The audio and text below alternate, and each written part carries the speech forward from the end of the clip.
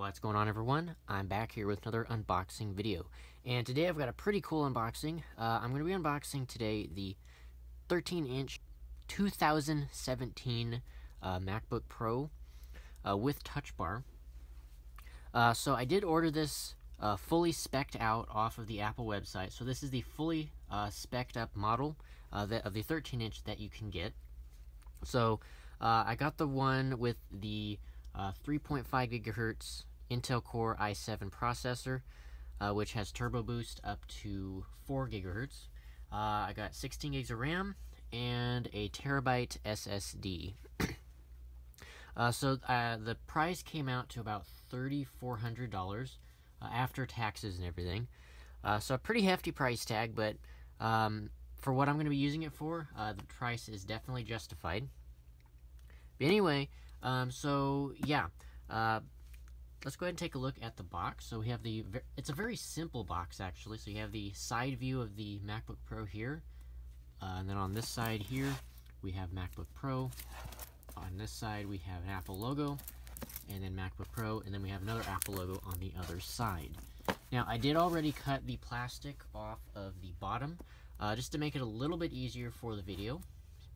So let's go ahead and lift the tab. Actually, let's get the plastic off the top first. There we go. Now let's go ahead and lift the tab up. And there we go. And there is the MacBook Pro. And I did get it in the space gray color. You can also get it in silver as well, which is the classic MacBook Pro color that we're all used to. But anyway, so let's go ahead and lift this tab up and take it out. So there it is here. And actually, from first impressions from holding this for the first time, it is incredibly light and very, very thin. I'm actually very surprised at how light this computer actually is. I thought it was going to be a little bit heavier, but it's actually not. But anyway, so let's go ahead and see what this is here. So this is the USB-C charging cable. So the MacBook Pro does now use USB-C for pretty much everything, including charging. So to charge it, you have to use USB-C with this, and then you plug it into the adapter, which I'll get to in just a second. So as you can see, we have two USB-C connectors on either end of this cable, and this is 2 meters in length, for those wondering. And then we have our literature.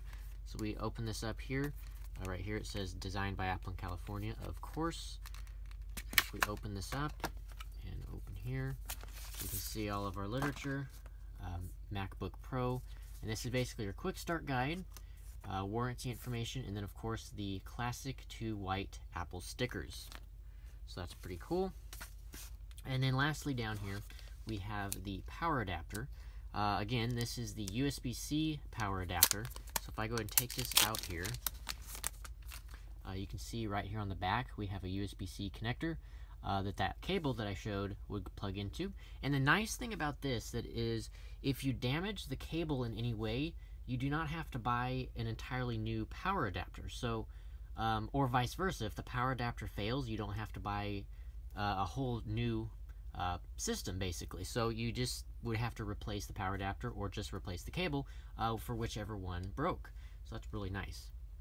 And then on this end you have that same fold-out plug design that can also pop off, so you can attach an extension cable or something of sorts. That is one thing to note as well here, is that Apple no longer includes an extension cable with the MacBook Pro like they did in previous versions. And that's a really unfortunate thing to me, because I'm someone that uses the extension cable quite a lot. So I may have to actually go and purchase a separate extension cable at a later time. So that's kind of unfortunate, but oh well. Anyway, so let's go ahead and get back to the computer itself. So let's go ahead and flip it over and take off the tab here off the plastic.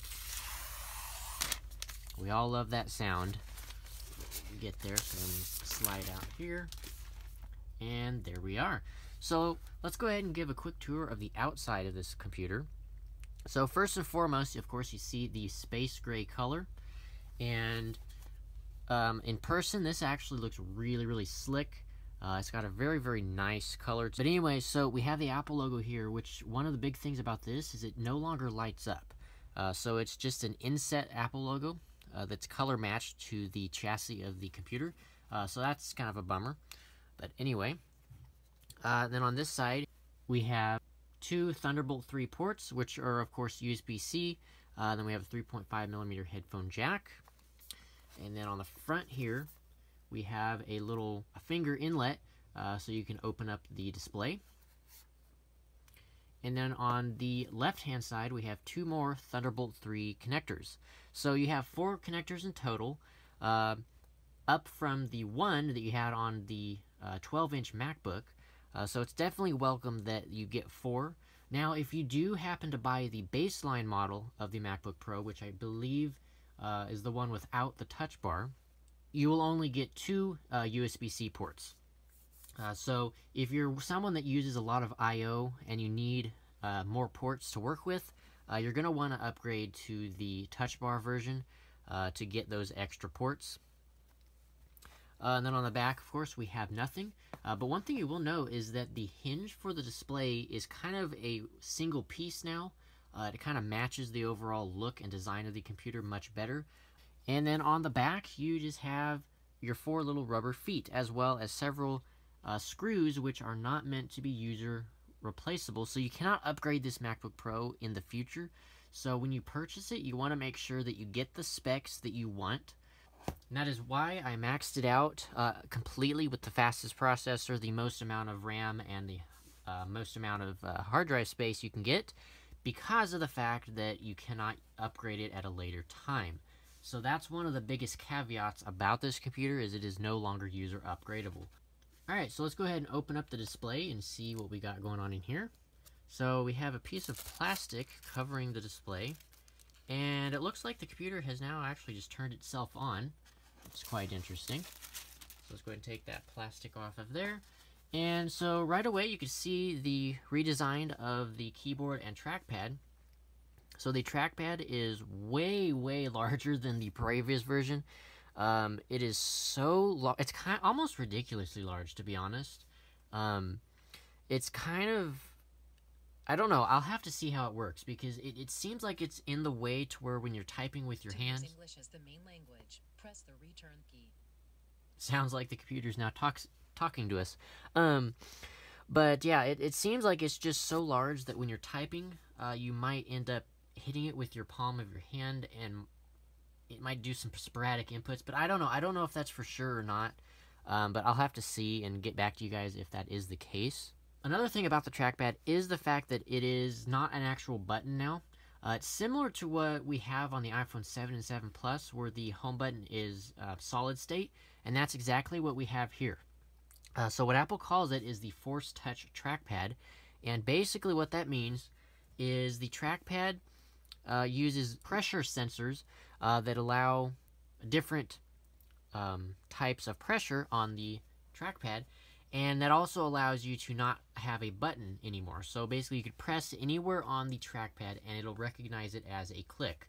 But anyway, and then moving up, we have our keyboard, which now uses the new 2nd generation butterfly mechanism. So it's a lot more tactile and clicky, and is much more of a pleasure to type on, which is really, really nice. And the keys are also slightly larger as well, so you get more surface area to work with.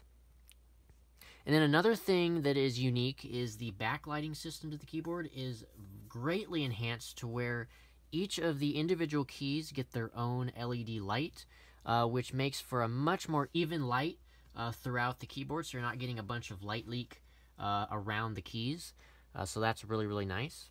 And then, of course, above that you have the infamous touch bar, which is an OLED display that changes dynamically depending on what it is you're doing. You can see it has various buttons that you can choose from.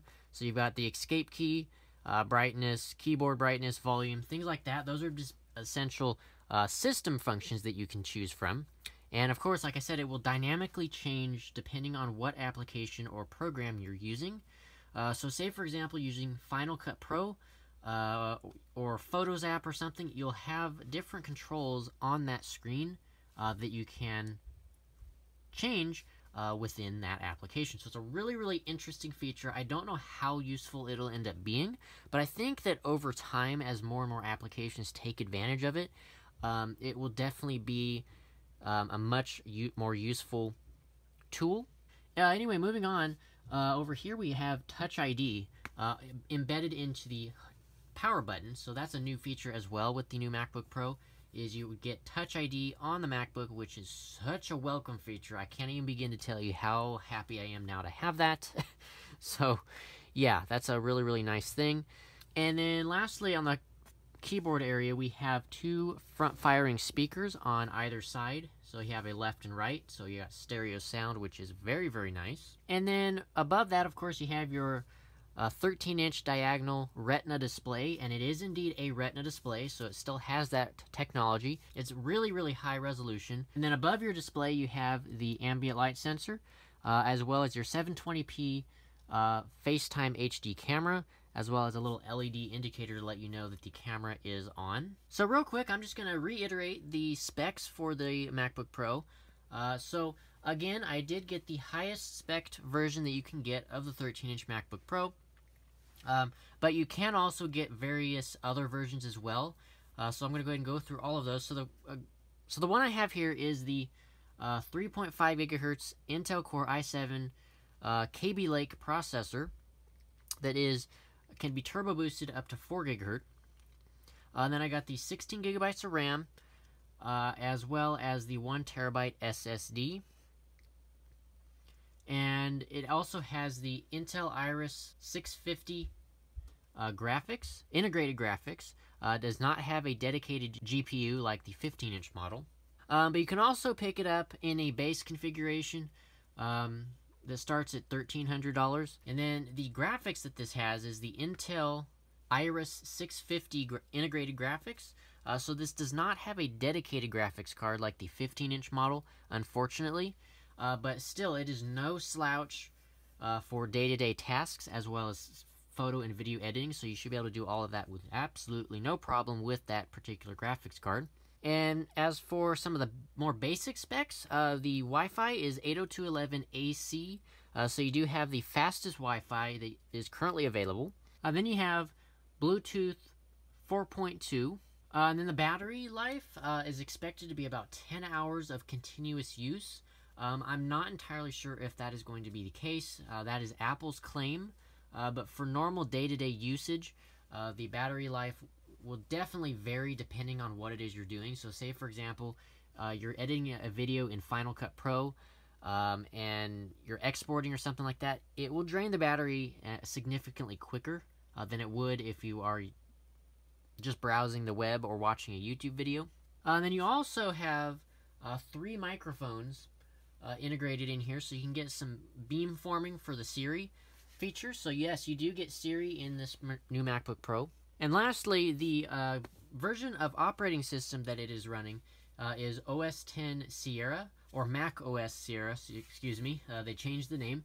And another thing you can also get, which I did end up getting, is the Apple Care Plus warranty, which is something that I recommend everybody doing because it adds an additional 3 years to the current warranty on the computer, meaning that if it breaks in any way, or if you accidentally drop it, or if it has some sort of a malfunction, you can easily take it to the Apple store if you have a store near you, or you could send it in to Apple and they will fix it and or repair it free of charge.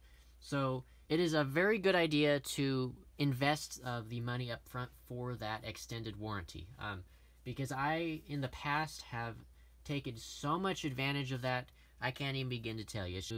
It's been an absolute lifesaver. So yeah, that's pretty much it for this particular unboxing video. Now I will have a review of the MacBook Pro up in the next few weeks or so. And that will be covering much more in-depth with some of the features and hardware and things of the MacBook Pro. So do stay tuned for that.